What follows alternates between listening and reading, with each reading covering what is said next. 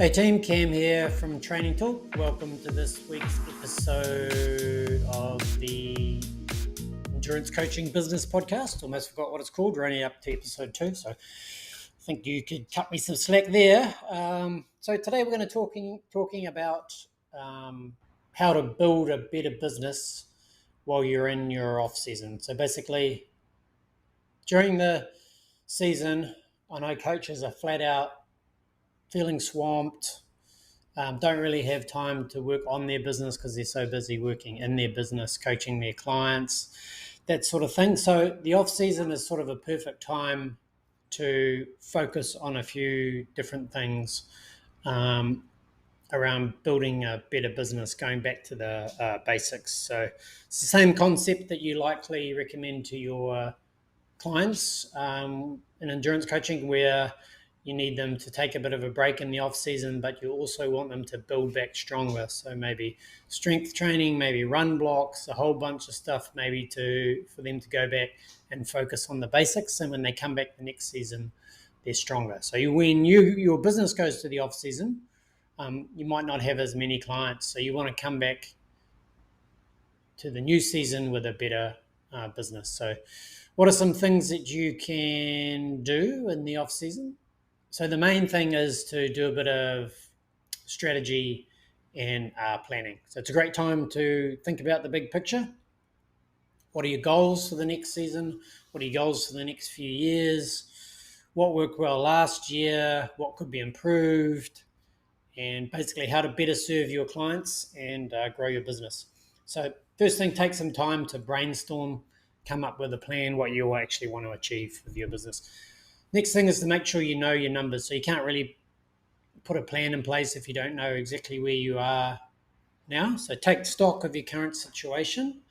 This means looking at your numbers and your metrics, see how your coaching business is performing. So like, what is your retention rate? How many clients do you keep versus how many do you lose from the previous season? So I'd guess most coaches don't keep track of that. I mean, you could go back in time and see how many clients stayed on for the next season, how many left, and how many new clients you acquire each season. So by knowing these numbers, then you can better understand where you're starting from and then what areas you need to focus to improve on. So for example, if you've got a really high retention rate, as in, most of your clients stay season to season or throughout the season, but a low revenue, below average revenue per client, for example, then you might want to consider like upselling or offering additional services to increase the overall revenue you get from those individual clients because they're more likely to stay with you. So that's just one example. On the flip side of that, if you have a low retention rate, then you might want to focus on improving the quality of your coaching. Maybe find out from your clients why they might be leaving, which we're talking about a bit later. So basically, by understanding your existing situation, you can have more effective strategies and goals for the upcoming season. So one simple and effective way to store your numbers and metrics is just use a spreadsheet. So Google Sheets, Microsoft Excel, that sort of thing. Keep it really simple. So you can keep your retention rate in there, your average revenue per client, new clients acquired, and just enter that data. This is a good plan. If you haven't got this already, set it up now in your off season. And then next season, reuse the spreadsheet for all of the data. So each season, you just need a different tab in the spreadsheets, and you can track it over time as well. The spreadsheets are super easy. You can access them from anywhere, so it's really convenient. Don't try and get too sophisticated because you might not get it off the ground. The other thing is to collect client feedback, so more qualitative data. So our clients are the ones who knows best about what's working and what isn't. So ask for their feedback and listen to what they have to say and formalize it. Find out what they think about your coaching style and services, what could be improved. Then you can use this information to make changes and adjustments that will benefit both you and your clients. So a good way to do this is just create like a survey, an online form for your clients to fill out. It's just Google like client feedback form ideas or something, and you'll find a bunch of ideas about good questions to ask. You could consider making it anonymous, just to make sure that you don't get people too scared to tell you where they think you might need improvement. Because you've got good relationships with your clients, they might be worried that they'll spoil that relationship just by putting some negative comments, but you want those. So then once you take that initial feedback with that form, so if you're in a Training Tilt customer already, you can just create a form inside your Training Tilt account and send it out to your existing clients, and then it'll automatically linked to their account on your Training Tilt account. Just really easy to access. But if you haven't got that, you can do something like Google Forms, Typeform, that sort of thing. Just whatever is easier for you. And then when you get that sort of some feedback, some of it might trigger that you make you realize you need some deeper feedback. So don't be scared to then ask those people if they want to do a quick interview with you, where you can chat through their suggestions, and you might garner some bigger insights from that. Okay, so that's your existing customers, getting feedback from them. The other thing is looking into the future or existing trends in the industry. So you want to keep track of trends that might be coming along, and you might, if you're really in your industry, you probably see them coming, anecdotal evidence of things. For example, indoor cycling platforms has been a big trend over the last few years, particularly when COVID happened. So there are other things around that'll probably pop up as well.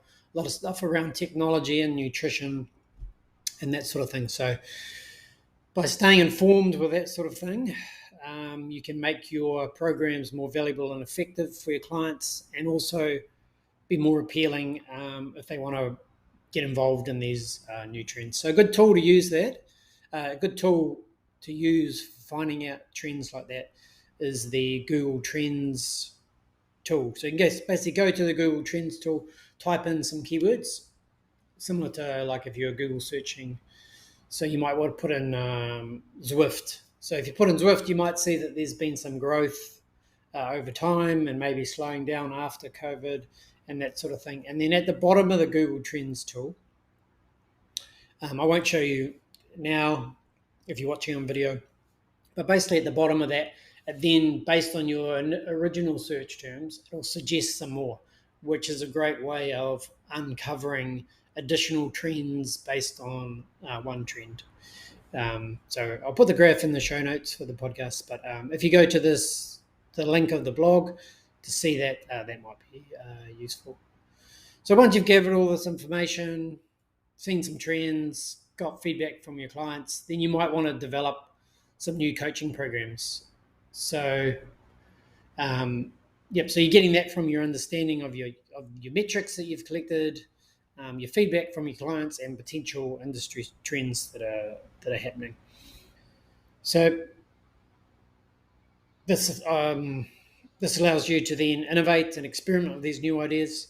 So, for example, if you've got some feedback from your clients that they would like more personalised training plans, then you could create a program that offered tailored plans based on individual goals or abilities. Or if your metrics show you that you've got more new clients than you can cope with each season. So, for example, you're retaining a lot of clients, they're all coming back the next season, you don't have time to coach them all, then you could be creating some, in the off season, some different programs at lower price points that are lower touch. Or you could be doing things like group training, so template plans. So that'll depend on your metrics, of course. So if you do that, then you could break through that revenue ceiling that you get stuck at if you just can't take on any more clients, and you can only increase your prices so much. So overall, if you have those two different types of programs, so your one-on-one, your full, then you can have these lower touch ones.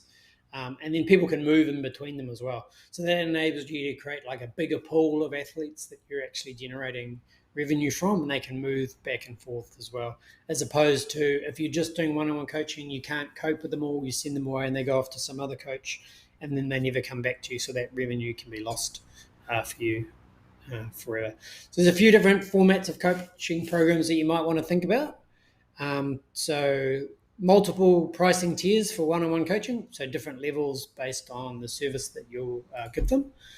Cohort group coaching, so do a specific group coaching over a set of dates that could be for a specific race or a specific a race distance, or just a challenge like a 5K challenge or a 10K challenge or 21K challenge or anything like that.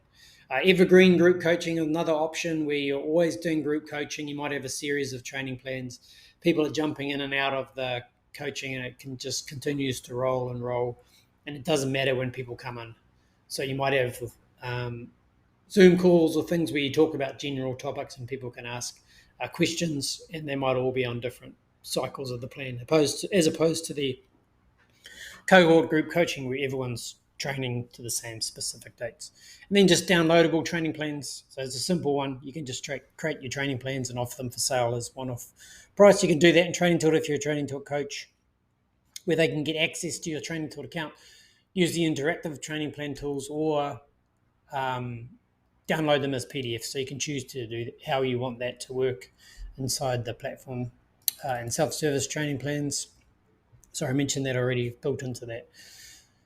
And also things like self-paced courses where you just provide a whole bunch of content in a structured order, and they can work their way through those as they go, like training for your first principles of training for your first marathon or something. So that might contain a whole bunch of content, some videos, articles, etc., and maybe also a training plan combined, so they can learn and do the training plan at the same time. Just a few quick specific examples around that. So something for courses like Run Basics for beginners, or heart rate, pace, or power-based training techniques, injury prevention and longevity, or something as simple as how to train effectively on Zwift. Training plans, so you could have strength and mobility plans, pre-season build-up plans, off-season maintenance plans, post-season recovery plans, or nutrition and meal plans. And cohort group coaching, one example of that could be a marathon training group for a specific race, or evergreen group coaching, like your first marathon training group, where people could be training for different marathons at different times, and they're just jumping into the evergreen group. So the next thing, once you've figured out your strategy and these different products and services that you might offer in the new season, you've got a bunch of great ideas. You need systems and tools to be able to implement these things. So, you probably have a lot of moving parts to manage: training plans, schedules, communication, the courses. So the off season is a great time to actually implement these systems as well.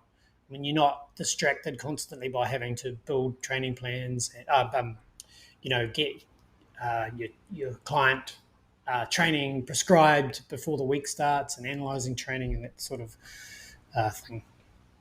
So, for example, in the off season, you could create some templates for training plans, or set up a system for tracking and monitoring progress, or a system for communicating with your clients in a more effective way. So one important thing to do around this is, eventually, like most coaches are working alone if you're a small coaching business, but eventually you might get some help with a VA or an assistant or assistant coach or something like that. So while you're putting all these new systems in place, it's a really good idea to create what they call standard operating procedures, or SOPs. It's basically just step-by-step guides how you do everything in your business.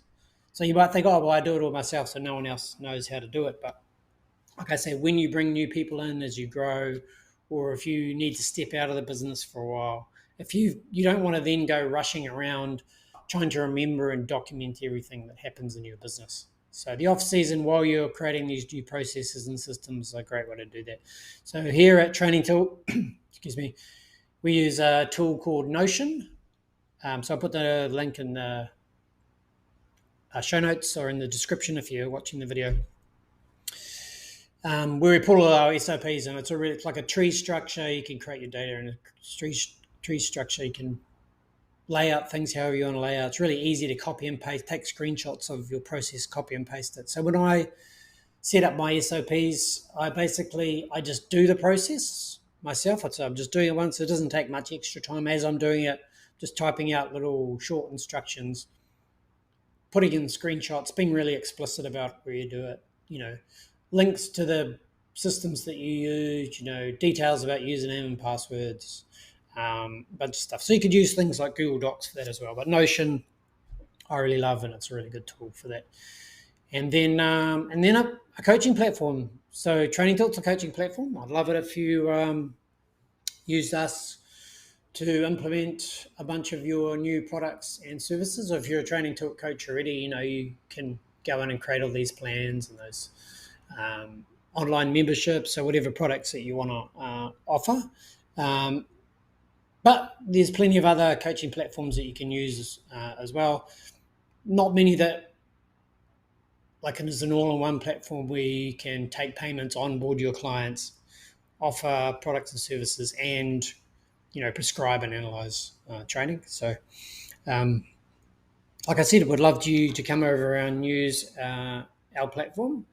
Link in the show notes. So overall, by taking advantage of the off season to do the strategy, collect the feedback, and implement new systems, you'll definitely save time.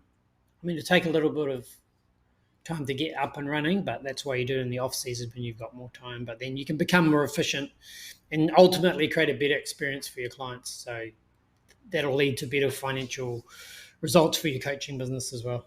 So don't let the slower pace of the off season fool you.